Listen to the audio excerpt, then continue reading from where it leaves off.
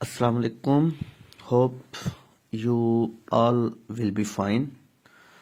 अच्छा, आज का जो लेक्चर है वो इंट्रोडक्टरी लेक्चर है कि इंट्रोडक्शन क्या है और इम्पोर्टेंस ऑफ इकोनॉमिक्स क्या है। कि कुछ स्टूडेंट्स के क्वेश्चंस आ रहे थे कि इकोनॉमिक्स का कैरियर क्या है, कि हम इकोनॉमिक्स क्यों पढ़ें, पाकिस्तान में इकोनॉमिक्स की जॉब अपॉर्चुनिटीज़ क्या हैं। थारोली अगर हम बात करें कि जॉब्स क्या हैं, तो फर्स्ट जो प्रायोरिटी है, प्राइम जो मतलब कि इकोनॉमिक्स की रेगुलर कमीशन होती है, वो फर्स्ट ऑफ ऑल लेक्चरर की होती है। Lecturer BS 17, lecturer BS 17। तो ये मतलब कि फर्स्ट ऑफ ऑल FPSC में होती है, फेडरल प्रोसेस कमीशन। उसके बाद जितनी भी प्रोविंशियल कमीशंस हैं उसमें PPSC, SPSC, KPKG की जो है प्रोसेस कमीशन है, बलूचिस्तान की प्रोसेस कमीशन है, और उसके बाद जो हमारे यूनिवर्सिटीज में लेक्चरशिप होती है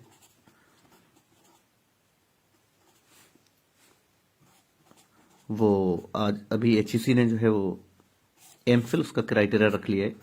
लेकिन जो प्रोविंशियल कमीशंस हैं वो FPSC को की हो, PPSC की हो, SPSC सिंध प्रोसेस कमीशन की हो, या KPK प्रोसेस कमीशन की हो, बलूचिस्तान प्रोसेस कमीशन की हो, ये मतलब कि इकोनॉमिक्स का क्राइटेरिया है। फर्स्ट इकोनॉमिक्स में पहली अपॉर्चुनिटी ये होती है हमारे पास।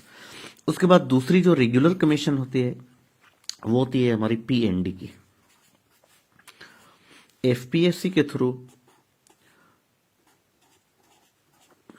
PND में, प्लानिंग एंड डेवलपमेंट में, जो प्लानिंग अफसर की जॉब आती है, प्लानिंग अफसर BS 17, वो भी इकोनॉमिक्स पे आती है। उसका क्राइटेरिया भी मास्टर्स इन इकोनॉमिक्स होता है। उसके बाद थर्ड पे पाकिस्तान ब्यूरो ऑफ स्टैटिस्टिक्स में रेगुलर कमीशन आती है। इसमें भी प्लानिंग अफसर की जॉब आती है, और उसके साथ साथ स्टैटिस्टिकल अफसर की जॉब आती है।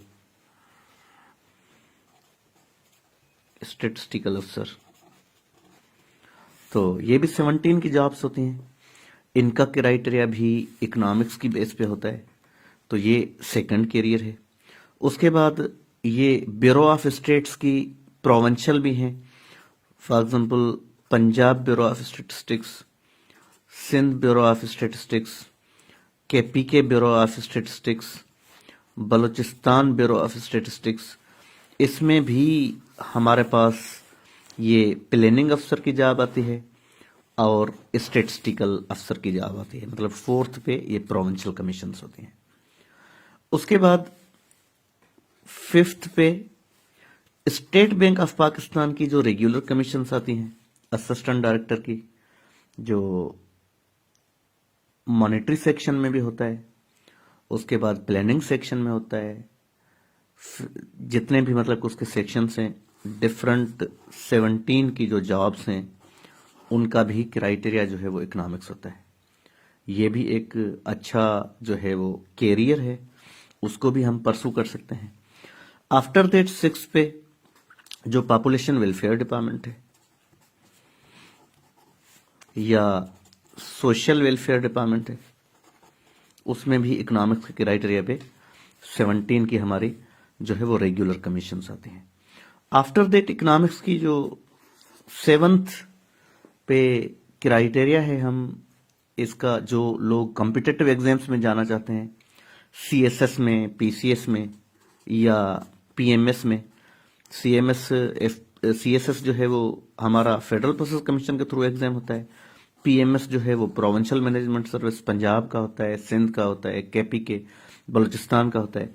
उसमें इकोनॉमिक्स का सब्जेक्ट बहुत ही नंबरिंग सब्जेक्ट है। उसमें मतलब कि 200 मार्क्स का इकोनॉमिक्स का सब्जेक्ट है सीएसएस में। तो इसको भी ये नंबरिंग सब्जेक्ट है। अगर हम इकोनॉमिक्स को अंडरस्टैंड करेंगे तो हम सीएसएस पीएमएस में भी compete कर सकते हैं कि इसको हम रेगुलरली अगर हम देखेंगे तो हम ज़्यादा से ज़्यादा इससे बेनिफिट ले सकते हैं। तो कहने का मतलब ये है कि ये जितनी भी कैरियर अपॉर्चुनिटीज़ हैं वो हमारी लेक्चरशिप की हों, फेडरल प्रोसेस कमीशन के थ्रू, पंजाब प्रोसेस कमीशन के थ्रू, सिंध प्रोसेस कमीशन के थ्रू, केपीके प्रोसेस कमीशन के थ्रू या बलूचिस्तान प्रोसेस कमीशन के थ्रू। आफ्टर दैट जो यूनिवर्सिटीज़ हैं उसमें भी लेक्चरशिप की एमफिल की 18 की पोस्ट आती हैं। आफ्टर दैट मैंने बात की थी प्लानिंग एंड डेवलपमेंट की, पाकिस्तान ब्यूरो ऑफ स्टेटिस्टिक्स की। उसके बाद प्रोविंशियल जो हमारी कमीशंस होती हैं, Punjab bureau of statistics, Sindh bureau of statistics, KPK bureau of statistics या बलूचिस्तान ब्यूरो ऑफ स्टेटिस्टिक्स। तो इसकी भी रेगुलर कमीशंस आती हैं 17 की, प्लानिंग अफसर की और स्टेटिस्टिकल अफसर की, सारे के सारे डिपार्टमेंट्स में। फॉर एग्जांपल हेल्थ हो गया, एजुकेशन हो गया या जितने भी इरिगेशन डिपार्टमेंट हो गया, इसमें भी प्लानिंग अफसर की और स्टेटिस्टिकल अफसर की जो जॉब्स हैं वो इकोनॉमिक्स की बेस पे आती हैं, इकोनॉमिक्स या स्टेट्स की बेस पे।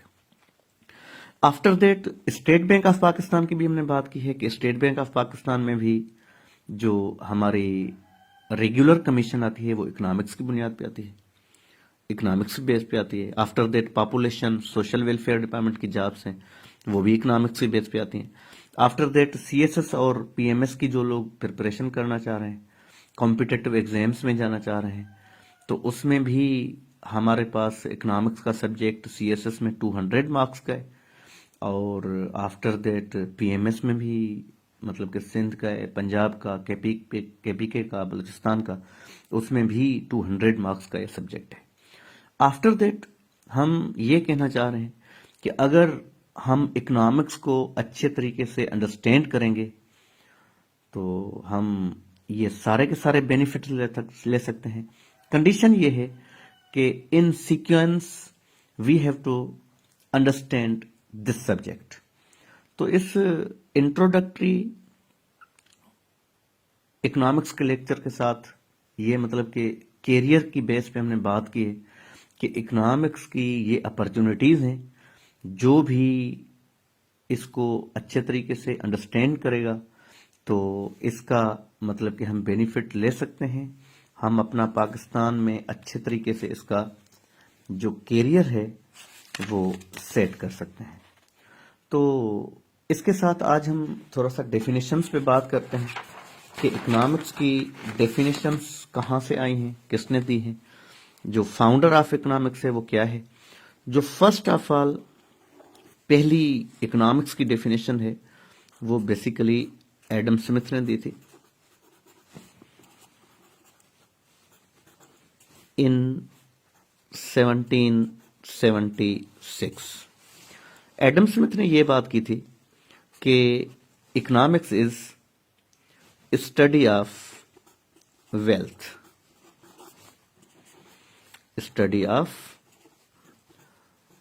Wealth.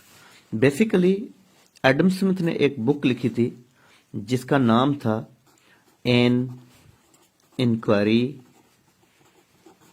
Into nature, an inquiry into nature and causes of wealth of nations। इस बुक में उसने वेल्थ की बात की थी, production of wealth, consumption of wealth,